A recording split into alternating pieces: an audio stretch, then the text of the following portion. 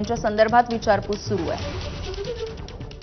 सूरज सावंत आमचे प्रतिनिधी आपल्याला माहिती देत आहेत। सूरज, यावेळी नक्कीच आपण पाहतोय की एनआयची टीम आता कुठेतरी ऍक्टिव्ह मोड मध्ये आहे आणि या संपूर्ण केसचा तपास म्हणजे हे दहशतवादी आले कसे याचा तपास करत असताना आता यापूर्वी ज्या दहशतवाद्यांना भारतात घुसखोरी संदर्भात अटक करण्यात आली होती त्यातलीच हे दोन आरोपी आहे मुश्ताक आणि निसार, जे सध्या जम्मूच्या राजौरी इथून 1 जानेवारी 2023 मध्ये झालेला जो दहशतवादी हल्ला होता त्यामध्ये त्यांनी दहशतवाद्यांना पाठवलं होतं।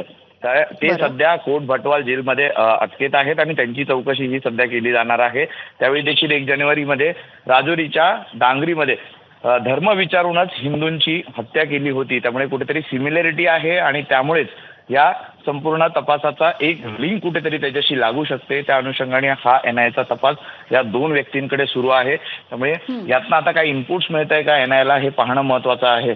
त्यामुळे 2 ते 3 दिवस जर आपण पाहिलं तर ह्या गोष्टी सिमिलर आहेत दोन्ही घटनांमधल्या, त्या अनुषंगाने हा एनआयचा तपास सुरू आहे। यामिनी, अगदी धन्यवाद सूरज माहितीसाठी।